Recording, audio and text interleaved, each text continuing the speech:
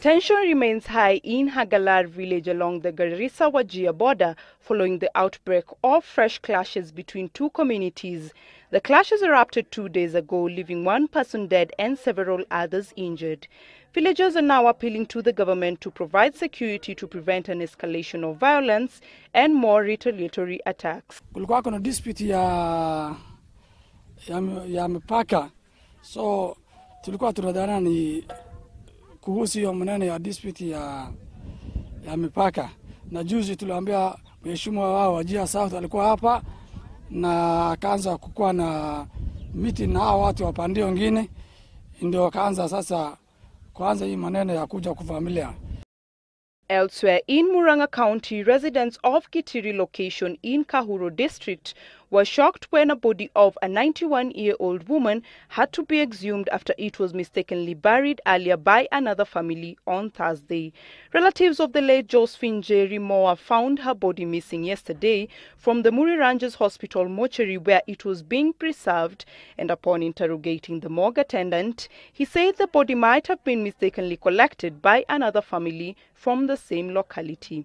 Coincidentally, the other family that had buried the body lives less than a kilometer away from the victim's family, and they had mistakenly picked the wrong body because the two victims happened to share the same name and have a difference of only 1 year in age and reportedly had almost similar physiques. The two had also died on the same day. This turn of events is what led the two families to go to the Murang'a law courts in order to obtain a court order that would authorize them to exhume the body. The body was later exhumed in the evening and taken back to Muri Rangers mortuary for cleaning. After this, it was put in a white casket, but this time round, it was handed over to the right family, who proceeded to lay it to rest. Meanwhile, Interior Cabinet Secretary Joseph Olelenku has spearheaded negotiations to seek a long-term solution to a boundary dispute between Meru and Isiolo counties. Speaking after chairing a day-long meeting at Anyanyuki Hotel with Meru and Isiolo governors, senators, members of parliament and the Council of Elders from both sides, Olelenku said the two parties have resolved to amicably address the problem and tabled results in a period of 3 months. The Kenya Forest Service has acquired a new helicopter in a bid to fight illegal loggers felling trees in the country's forests as well as fight forest fires.